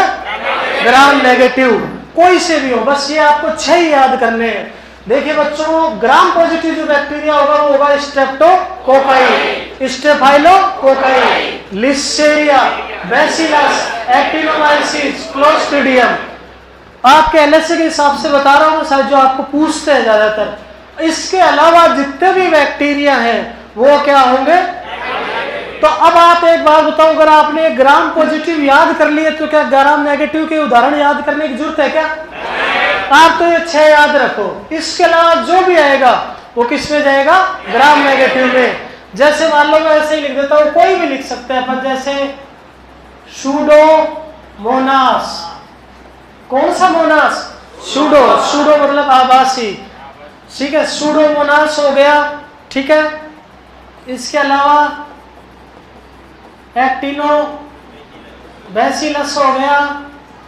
इसके अलावा और बताइए, कोई सा भी बैक्टीरिया, क्लेब्सेला हो गया, विब्रियोसिस हो गया, कोई भी हो, क्लेब्सेला, ये आपको याद ही नहीं करने हैं। मैं तो ये केवल जनरल बता रहा हूँ, आपको केवल कौन से याद करने? 6 याद करने। ये तो ऐसे ही मैं मेरा नॉलेज आपके लिए बता रहा हूँ। नहीं आप सोचो पता नहीं सर को पता भी है कि नहीं ग्राम नेगेटिव। मेरे को ग्राम नेगेटिव याद करने ही नहीं भैया, मुझे क्या करने हैं? पॉजिटिव याद करने हैं, 6 बैक्टीरिया। इसके अलावा और भी होते हैं, जैसे पास्चुलेरा जो हीमोरेजिक सेप्टिसीमिया कोज करता है ना, गलगोटू, पास्चुलेरा, मल्टोसिडा। जो भी बैक्टीरिया आएगा, विब्रियोसिस हो, कुछ भी हो, वो सारे किस में आएंगे? ग्राम नेगेटिव के अंदर आएंगे। किस में आएंगे? ग्राम नेगेटिव में। अब जितने भी ग्राम पॉजिटिव बैक्टीरिया है, स्ट्रेप्टोकोकस, एक बार मेरे साथ बोलो, streptococcus, staphylococcus, listeria, bacillus, actinomyces, clostridium, और बाकी बचे जो सारे किस में हैं? नेगेटिव में। अब देखिए भैया, जो स्ट्रेप्टोकोकाई है, ठीक है, जो स्ट्रेप्टोकोकाई है वो केवल एक ही रोग पैदा करता है, उसको बोलते हैं अपन स्ट्रेंगल। कौन सा? स्ट्रेंगल। और किसमें? घोड़ों में। स्ट्रेप्टोकोकस इक्वाई से जो होता है वो कौन सा होता है? स्ट्रेंगल। ये स्ट्रेप्टोकोकस और स्टेफाइलोकोकस, ये जो दोनों हैं, ये अपना सबसे महत्वपूर्ण बीमारी कॉज करता है मैस्टाइटिस। यानी मैस्टाइटिस का अगर अपन एंटीबायोटिक सेंसिटिविटी टेस्ट या कल्चर टेस्ट करें बैक्टीरिया के लिए, तो उसमें लगभग 90% जो मैस्टाइटिस है वो स्ट्रेप्टोकोकस और स्टेफाइलोकोकस से होती है, ग्राम पॉजिटिव से होती है, मतलब मैस्टाइटिस। इसीलिए तो अपन जो पेनिसिलिन देते हैं, सिफलोस्पोरिन ग्रुप के एंटीबायोटिक देते हैं, वो मैस्टाइटिस के अंदर। ग्राम नेगेटिव से भी होती है मैस्टाइटिस, ऐसा नहीं है। जेंटा भी तो देते हैं, टाइलोसिन भी तो देते हैं, घड़े देते हैं, मार्बोफ्लोक्सासिन भी देते हैं, जो अपने फ्लोरोक्विनोल्स के अंदर आएगी। लेकिन मुख्य कारण कौन सा है? मैस्टाइटिस का ग्राम पॉजिटिव है। ये जो लिस्टेरिया है ये भी आपके एक ही डिजीज कॉज करता है, कौन सी? Circling disease. कौन सी डिजीज? सर्कलिंग डिजीज, ठीक है, जो लिस्टेरिया मोनोसाइटोजन से होता है। ये आपको मेडिसिन में भी पढ़ाएंगे, मैं आपको एक हल्का सा ब्रीफ में बता रहा हूँ। बैसिलस है, उससे कौन सी डिजीज होती है? एंथ्रेक्स होती है। एक्टिनोमाइसीज है, उससे कौन सी डिजीज होती है? लंपी जा। अब बच्चे इसमें कंफ्यूज हो जाते हैं कि लंपी जा ये है और वुडन टंग कौन सी है? एक्टिनोबैसिलस से वुडन टंग होता है, इससे लंपी जा। आप ये देख लो, इसमें क्या है? एम, और इसके अंदर क्या है? बी। तो KLM, तो L आया और उसके बाद क्या आया, M आया। तो जिसमें L पहले आ गया उसमें वो एक्टिनोमाइसिस डिजीज, वो लंबी जा डिजीज किससे हुई, एक्टिनोमाइसिस से। और क्लोस्ट्रिडियम जो बैक्टीरिया है उससे लगभग कितनी बीमारियां होती हैं, 7। ठीक है, अगर अपन 7 की बात करें, अगर अपन इन्हीं 7 की बात करें तो 7 के अंदर अगर अपन बात करें तो जैसे आ जाएगी कौन सी, BQ, और कौन सी आ जाएगी बताओ, टिटेनस, ठीक है, और कौन सी आ जाएगी, एंटेरोटॉक्सीमिया,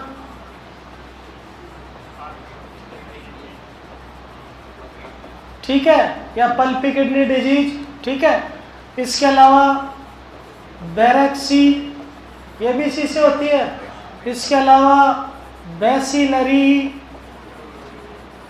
हीमोग्लोबिनूरिया, ये भी किससे होती है, इससे ही होती है। 1 2 3 4 और 5, और कौन सी बच गई बताओ, बोसुलिज्म, वेरी गुड, बोसुलिज्म, ये भी किससे होती है, क्लोस्ट्रिडियम से होती है। 6 हो गई। अब एक लास्ट की जो बची है वो मैं बता देता हूँ, बिग हेड डिजीज या मैलिग्नेंट एडिमा, मैलिग्नेंट एडिमा, कौन सी बीमारी, बिग हेड डिजीज या मैलिग्नेंट एडिमा। अब BQ किससे होता है, क्लोस्ट्रिडियम चिओवाई से, किससे होता है, क्लोस्ट्रिडियम चिओवाई से। टिटनस किससे होता है, क्लोस्ट्रिडियम टिटेनाई, किससे होता है, क्लोस्ट्रिडियम टिटेनाई। ये किससे होता है, क्लोस्ट्रिडियम परफिंजेन टाइप डी, किससे होता है, क्लोस्ट्रिडियम परफिंजेन टाइप डी।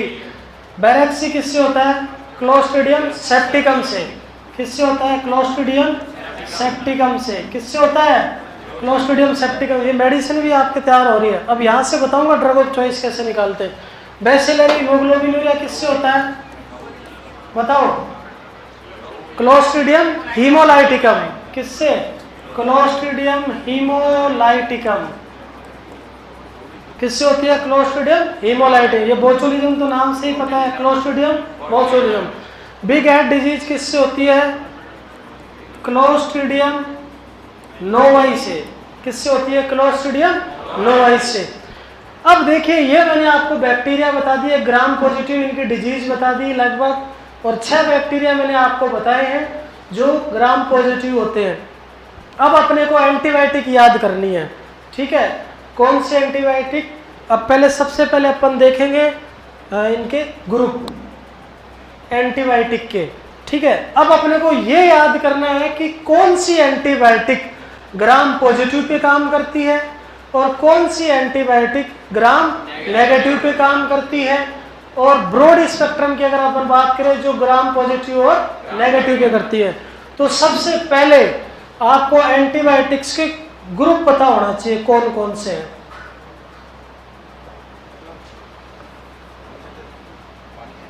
एंटीबायोटिक्स के ग्रुप मुख्यतः एंटीबायोटिक्स के कितने ग्रुप होते हैं, 10। आपके काम के 6 ही हैं, तो ये याद ही रखने पड़ेंगे आपको। वैसे याद भी आधे से ज्यादा। जैसे पहले की बात करें तो अपन पेनिसिलिन ग्रुप, कौन सा ग्रुप, पेनिसिलिन ग्रुप।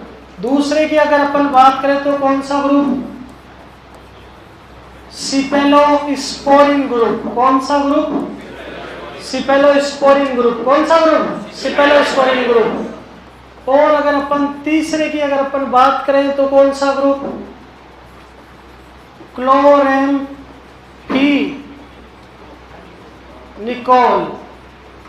क्लोरेम्फेनिकोल ग्रुप, इसका भी अलग ग्रुप होता है, ठीक है। अगर अपन चौथे की बात करें तो टेट्रासाइक्लिन, कौन सा साइक्लिन, टेट्रासाइक्लिन। अगर अपन पांचवे की बात करें तो फ्लोरोक्विनोल्स,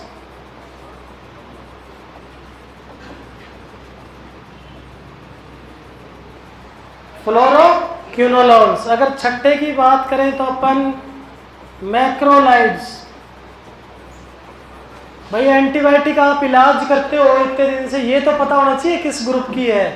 ऐसे थोड़े 1 2 3 4 एविल, मेलोनेक्स, एंटीबायोटिक और ट्राइवेट हो गया इलाज।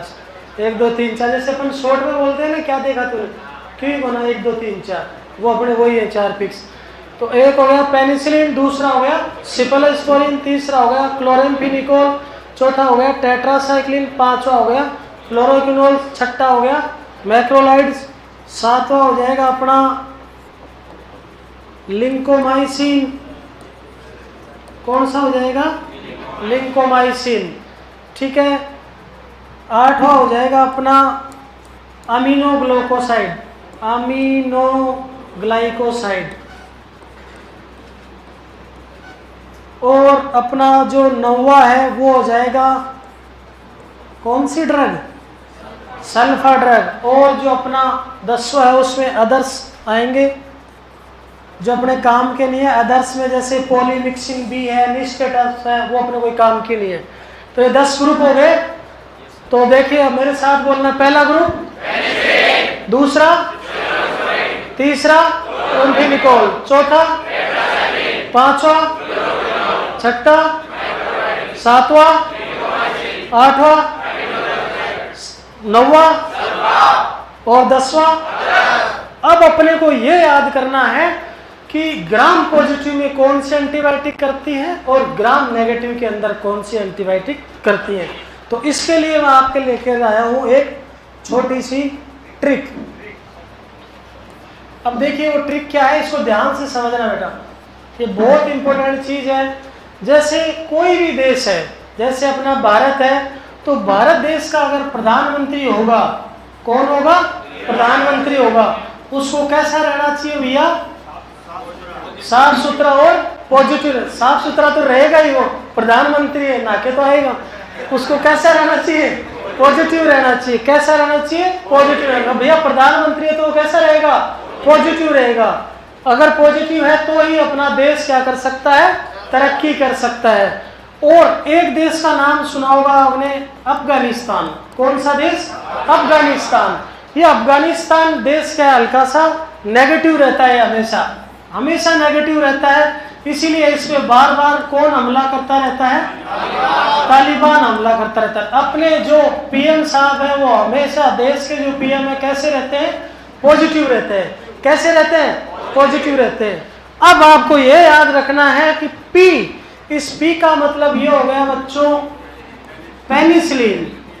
क्या हो गया, पेनिसिलिन। और इस एम का मतलब क्या हो गया, मैक्रोलाइड। ठीक है, एम का मतलब क्या हो गया, मैक्रोलाइड्स। यानी पेनिसिलिन और मैक्रोलाइड्स हैं जो एंटीबायोटिक ज्यादातर किस में यूज की जाती हैं, ग्राम पॉजिटिव में। किस में यूज की जाती है, ग्राम पॉजिटिव में। अब बताओ आपको रखने की जरूरत है क्या, बस सीधा सा ये दो ही याद रखना है। क्या बच्चे रखते रहते हैं, ग्राम पॉजिटिव के लिए कौन सी, नेगेटिव के लिए। आपको ये ध्यान रखना है कि भैया अगर अपन किसी भी पशु का इलाज करने जाते हैं तो पॉजिटिव ही सोच के जाते हैं, कोई गलत नहीं सोच के जाता। तो अगर देश का जो प्रधानमंत्री होगा भारत का, वो क्या सोचेगा, पॉजिटिव सोचेगा, तभी देश की क्या होगी, तरक्की होगी। तो पीएम मतलब अपना देश का प्रधानमंत्री पॉजिटिव सोचेगा, और जो अफगानिस्तान का प्रधानमंत्री है वो नेगेटिव सोचता है, इसलिए बार बार उस पर कौन हमला करता रहता है, तालिबान हमला करता है। तो पीएम का मतलब हो गया पेनिसिलिन, मैक्रोलाइड्स। ये किस बैक्टीरिया के ट्रीटमेंट में यूज होंगे, ग्राम पॉजिटिव के रूप में। किस बैक्टीरिया के, ग्राम पॉजिटिव में। अब देखिए मैंने आपको ग्राम पॉजिटिव बैक्टीरिया बताए थे, स्ट्रेप्टोकोकाई। उससे कौन सी डिजीज हुई थी, कौन सी डिजीज हुई थी, स्ट्रेंगल डिजीज हुई थी। अब आपको कोई भी पूछे स्ट्रेंगल डिजीज की ड्रग ऑफ चॉइस क्या है, पेनिसिलिन। क्लोस्ट्रिडियम बैक्टीरिया भी क्या था, ग्राम पॉजिटिव था।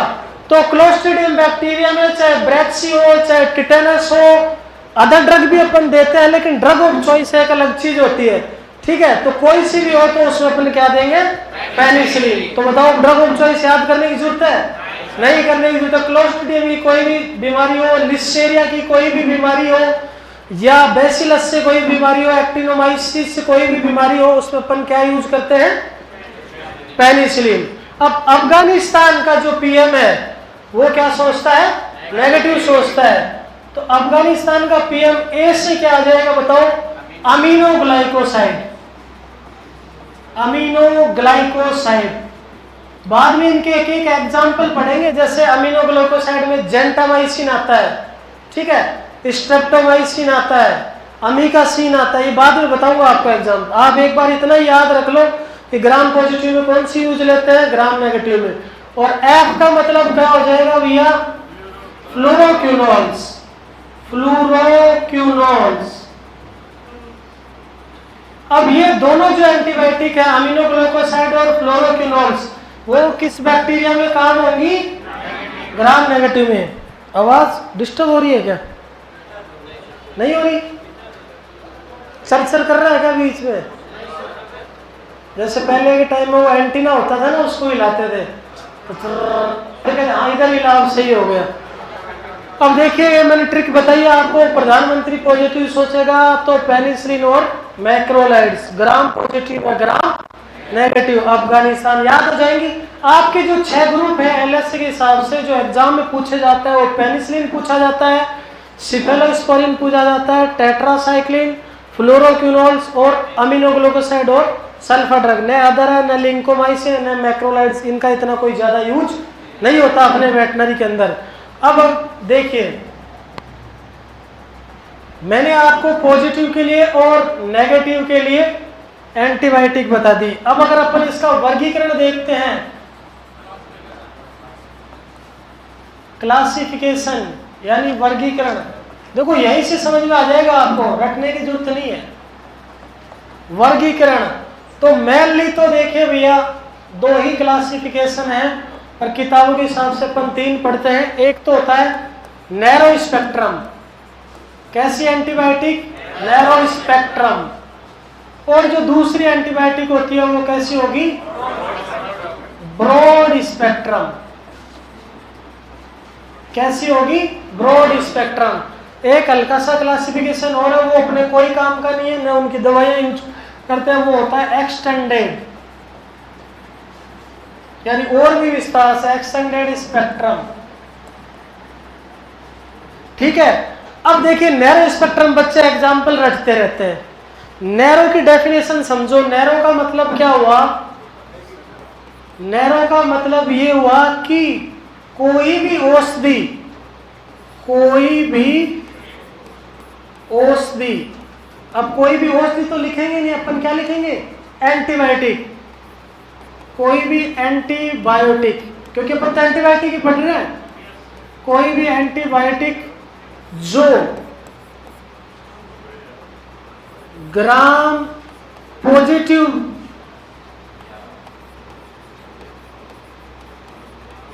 जीवाणु की वृद्धि को क्या करे?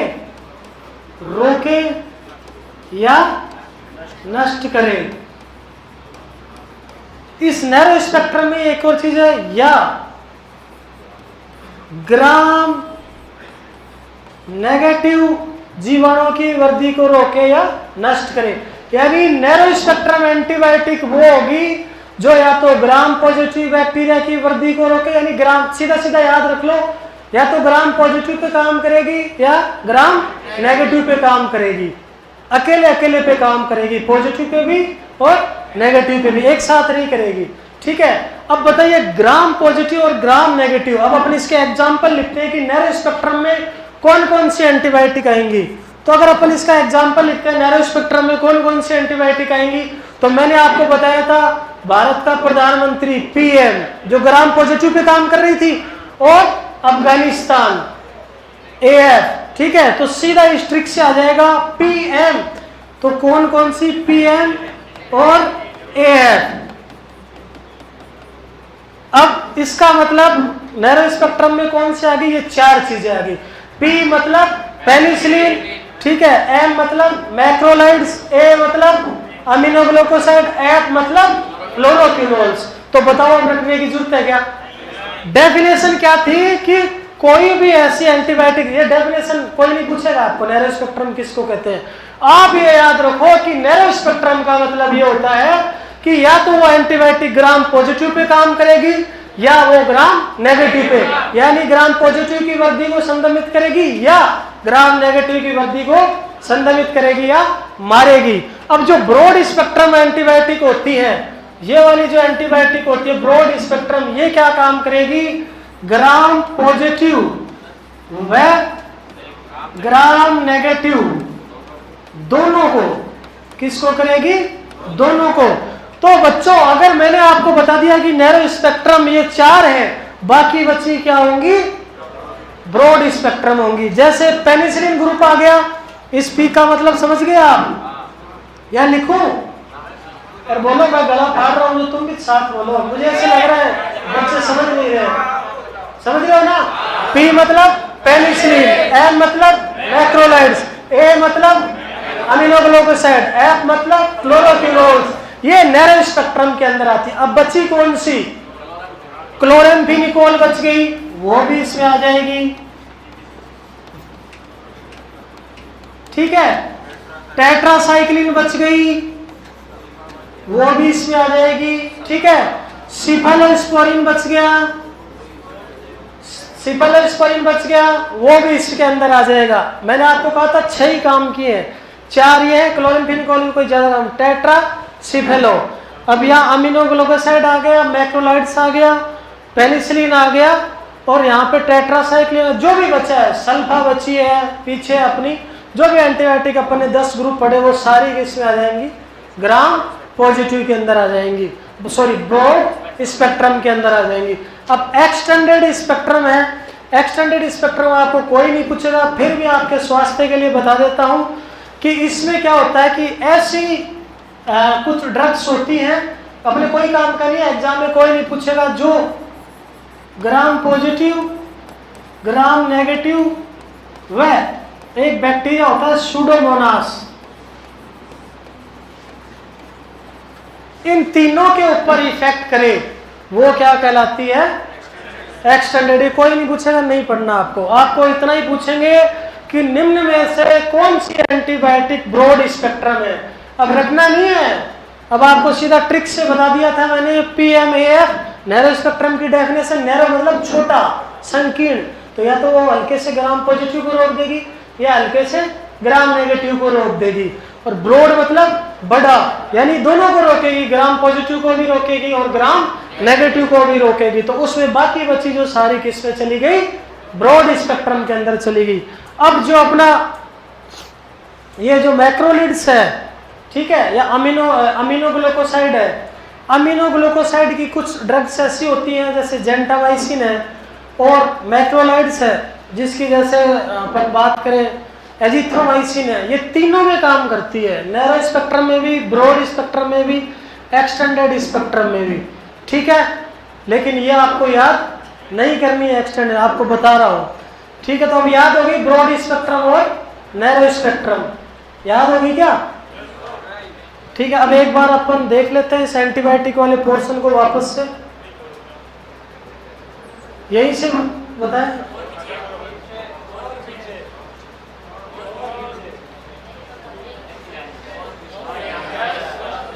देखो बच्चों, एक बार आपको फिर से बता देता हूं, ठीक है, मैं बोलता भी जाऊंगा, एक बार देख लो, 5 मिनट फास्ट करवा देता हूं।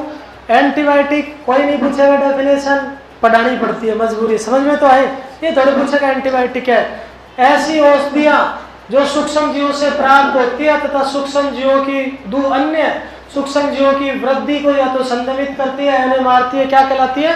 एंटीबायोटिक। एंटीबायोटिक के लिए यही शर्त है कि वो किससे प्राप्त होनी चाहिए? सूक्ष्म जीवों से प्राप्त होनी चाहिए। ये जो शब्द है वो किसने दिया था? वॉक्समैन ने दिया था। जो प्रथम खोजी गई एंटीबायोटिक थी वो कौन सी थी? पेनिसिलिन थी। किसने? अलेक्जेंडर फ्लेमिंग ने।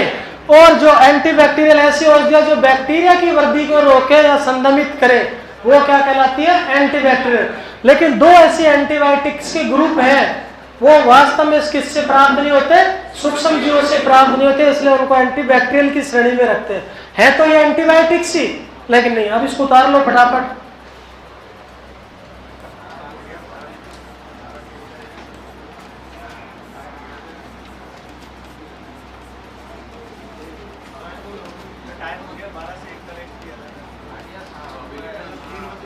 अरे तो थोड़ा सा ही तो उतारना है। हैं? तेरे को दूँ इसमें नहीं है।